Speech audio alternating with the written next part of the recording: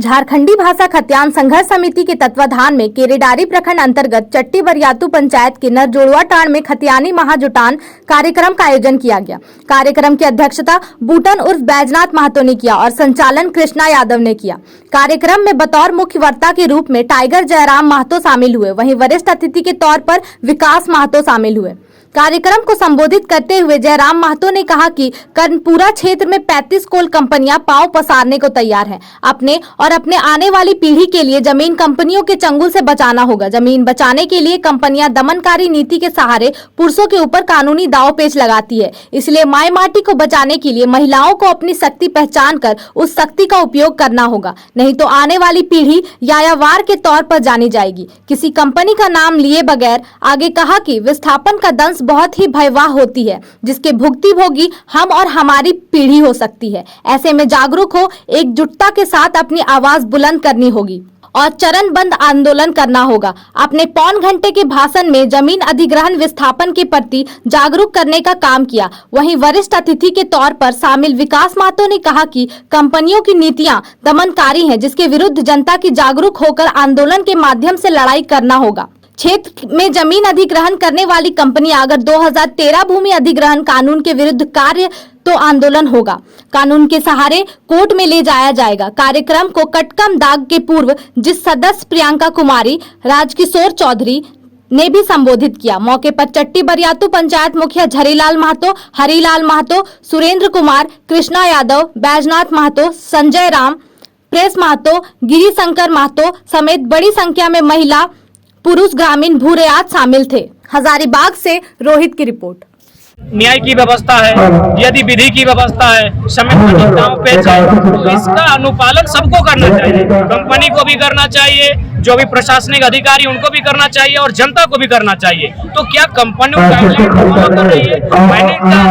Mining का rule है, open cast को आपको भरपाई करना है, इसमें बालू डालना है, मिट्टी डालना है, उसको समतल करना है। क्या माइनिंग रूल्स फॉलो कर रही है? प्रशासन का क्या रूल है? डीसी का रूल होता है कि अगर इस प्रकार का कहीं विवाद होता है तो जनसुनवाई डीसी का अधिकार होता है। जनसुनवाई के माध्यम से, वहाँ ग्राम सभा के माध्यम से लोगों की उपस्थिति के बीच से एक जो प्रक्रिया सामने आएगी, लोगों की जो रजामंदी सामने आएगी, वो अगर हाँ कहेंगे तो जमीन का अधिग्रहण किया जाएगा, वो अगर ना कहेंगे तो जमीन का अधिग्रहण नहीं किया जाएगा। इसका उदाहरण हम देना चाहेंगे, अडानी का जो प्लांट है आपका गोड्डा में, वो प्लांट उड़ीसा में भी ट्राई किया उस प्लांट को बसाने का, उस प्लांट को बसने का ट्राई बंगाल में भी हुआ, लेकिन फाइनली झारखंड में आके प्लांट इसलिए बना कि झारखंड की जो विधायिका है, क्योंकि विधायिका सबसे पावरफुल है लोकतांत्रिक व्यवस्था में, यहाँ की जो विधायिका है इनका विजनलेस है।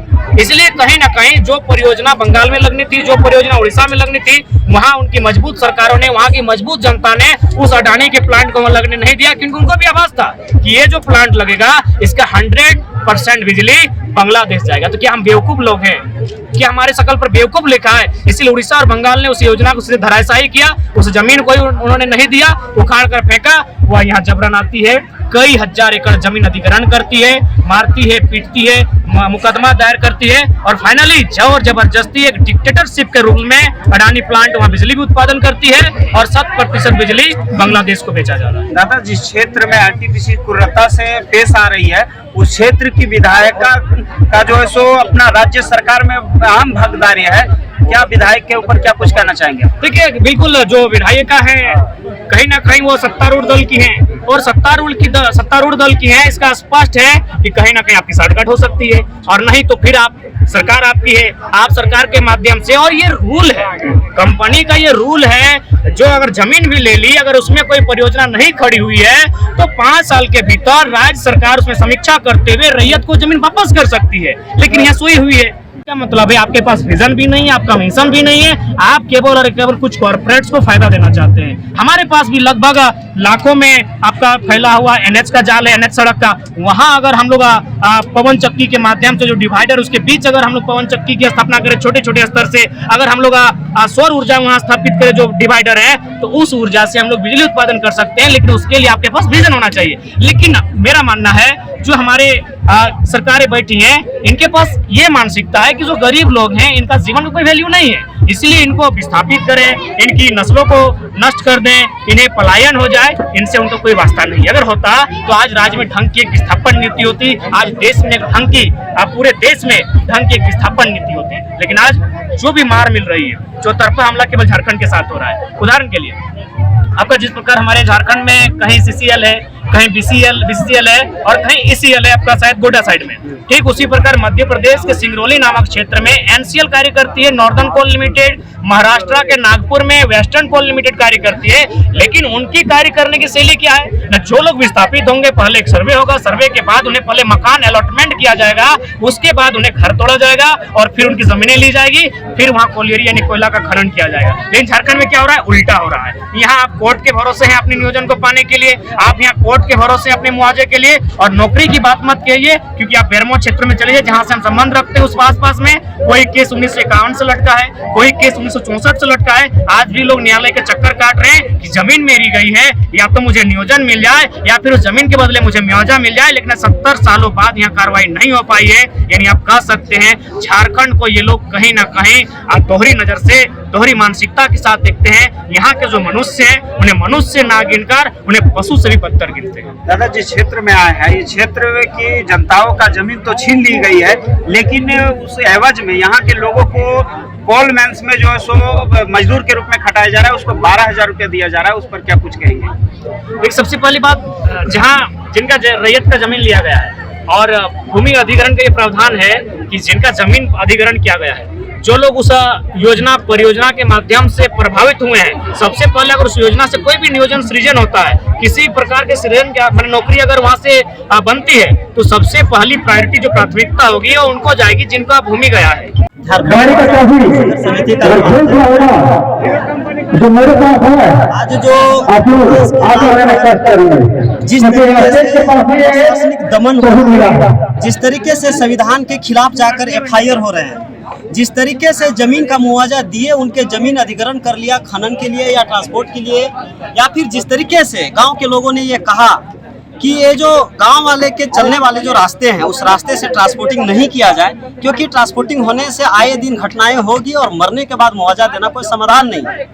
तो अलग रास्ते निजी बना लिए जाए। लेकिन फिर भी जनता की कोई बातों को बिना सुने जबरदस्ती जो किया जा रहा है, उसके खिलाफ जनता को जागरूक करने के उद्देश्य से आज का ये कार्यक्रम किए हैं।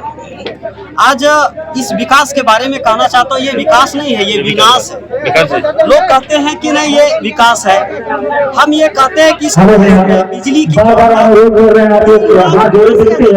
है, 88,000 मेगावाट बिजली पैदा हो रहा है।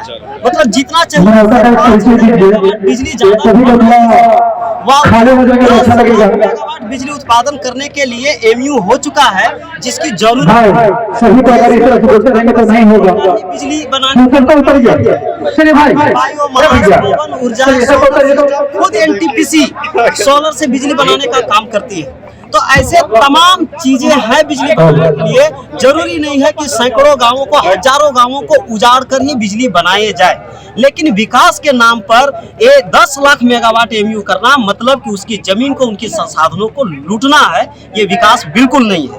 इस विकास में अगर हम देखेंगे तो जनता के विकास को साइड करके हर हाल में लूटने की सिर्फ प्रक्रिया है। अगर यहाँ का जो प्रबंधन था, जो DMFT का जो फंड है, CSR का फंड है, उस फंड से यहाँ के लोगों को स्वरोजगार से जोड़ा जा सकता था, गांव के लोगों को स्वावलंबन बनाया जा सकता था, रोजगार दिया जा सकता था। लेकिन ये यहाँ का पैसा रांची में जाकर खर्चा करते हैं, DC कार्यालय हजारीबाग में वहाँ पर चेयर लगाने का काम करते हैं, वहाँ जाकर शौचालय बनाने का काम करते हैं, लेकिन इस क्षेत्र में काम नहीं करते हैं। इनकी साफ मंशा है कि गाँव के लोगों को बर्बाद कर दिया जाए ताकि इसको लूटने में सुविधा हो। लेकिन हम ये कहना चाहते हैं जो आज तक नहीं हुआ, भौतिक संसाधन इस देश के या किसी भी देश के विकास का रीढ़ माना जाता है, लेकिन इस विषय में संविधान के उलट जाकर काम हुआ है।